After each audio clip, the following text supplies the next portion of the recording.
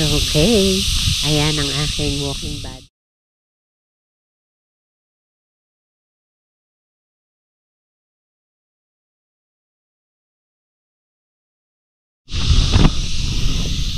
Ayan o, nadaanan ko.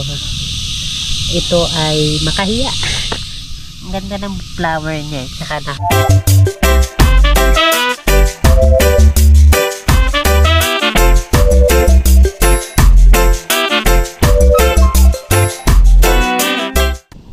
Magandang umaga po mga ka-neighbors at magandang araw po sa ating lahat. Ayan, for today, andito po kami sa nakalimutan ko kung ano tawag dito. Mamaya tatanong ko sa husband ko at kami ay mag-walking today.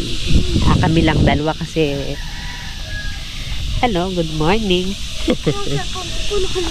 Ay, sus, sa balikan. Pero before tayo mag-proceed sa ating walking ay thank you po muna ulit sa pag-follow nyo, sa pag-support nyo sa channel namin at doon po sa mga bago na napapadaan sa channel namin. Salamat po sa chance na ibigay nyo para mai-share namin yung mga contents ng videos namin at sana po ay nagugustuhan nyo. Please don't forget to like and subscribe na rin po sa 6421 TV. Okay, sige po. Medyo mataas na yung araw kasi nanggaling pa kami ng bayan. Nagkayakagan kami ng husband ko. So, ayan, mataas-taas na yung araw ngayon. Siguro makaka 3 rounds lang kami dito ng lakad. Nakita nyo yung distance ng lalakarin namin.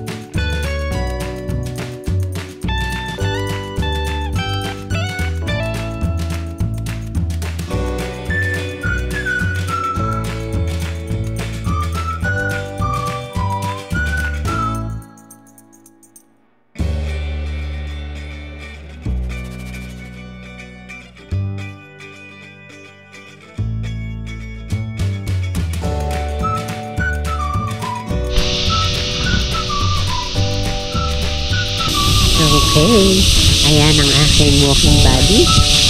Nauna na sa akin. Kanina nag-testing ako pero hindi kinakaya ng aking camera ang init ng araw. Masyado siyang direct siguro. Nagsa-shut off siya. Na lugar ng pinagjajagugan namin. May baka pa. Sabi ko nga sana pag na-develop siya, hindi naman siya yung overcrowded sa mga yan yung mga tagiliran. Siyempre kasama ng pag-develop kasi yung nagkakaroon ng mga establishment para sa negosyo. Pero sana ma-maintain yung hindi naman siya masyadong masikip. Yung kita pa rin yung mga green sa tagiliran para masarap dumaan, masarap mag-jogging. Yan ang mga ganito sa tagiliran pinag-walking namin. Parang eggplant. Pati yung puno parang eggplant eh. Yung bunga lang, ganun lang siya kaliliit.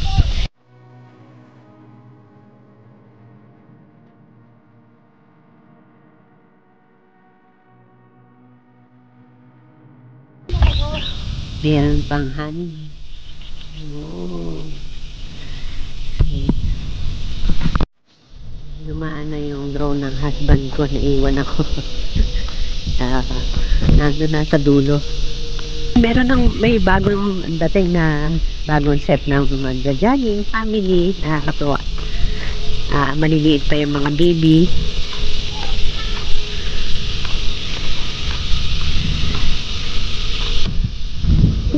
Okay. Ayan na yung drone. Pabalik na. Ay.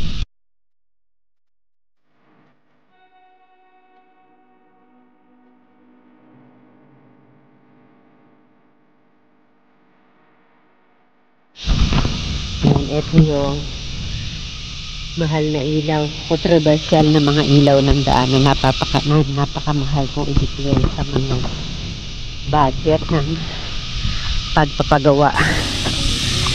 Ito, cat eye tawag dito.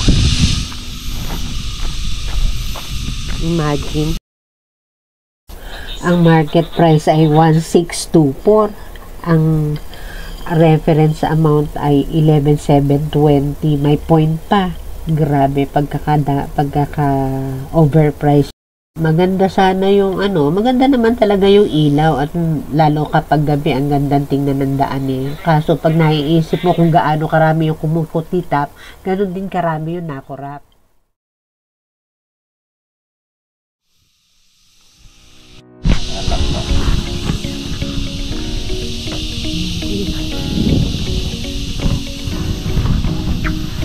Nag-walk daw ulit kami pa third round ko na to.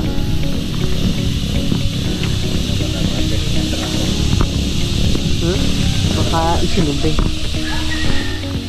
Sanay na sila dyan park.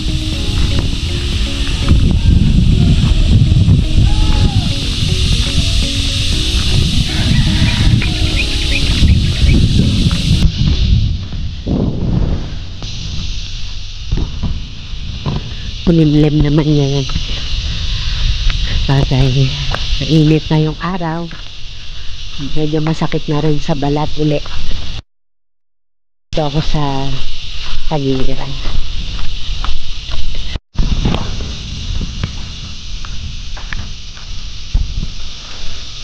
Ito pinakapangit na part sa nakita ko dito. Maganda sana kasi may napapagjagingan kami na eco-friendly. Kaya lang yung mga tao na gumagamit ng place, libre na nga. Pero libre kalat din. Ayan, bumabara sa mga kanal. Napakapangit. Kasi, kumbaga kulang tayo talaga sa disiplina. Kumbaga, sabi ko nga, napakaganda ng place. Tingnan nyo. Puro puno, puro green pa makikita mo, healthy pa yung lugar. At nakikita mo naman, nakaka-encourage ng mga gustong magpapawis, gustong maging physically fit. Natutuwa sila pumunta dito kasi maganda yung lugar, tahimik, very straight yung daan, malinis sana eh. Kaya lang nga, pagdating sa disiplina, dun talaga kinukulang. Kulang sa strict implementation pagdating dyan sa pagkakalat. Kasi nga, imagine sa ibang bansa nga, nagagawa yun. Ang Pinoy, pag pumunta sa ibang bansa, takot magkalat kasi makukulong. May penalty talaga. Dito sa atin, hindi ganun eh. Kaya, ayan. Ayan o, nadaanan ko. Ito ay makahiya. Ang ganda ng flower niya. Saka nakakalat na siya sa daan. Ayan, nahihiya siya pag tinatouch mo. Nagtitikom yung kanyang mga dahon. Masyado siya mahihiyain.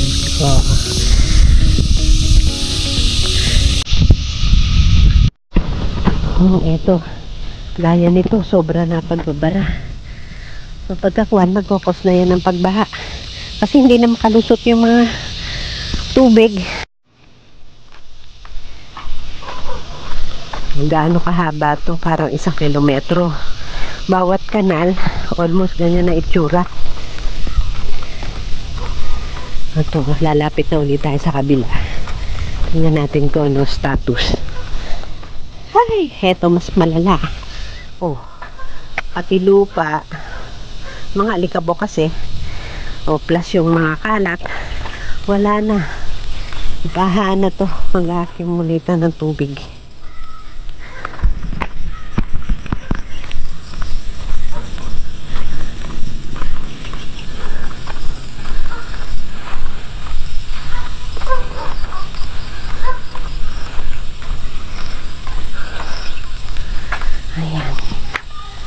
Totally sarado na, oh.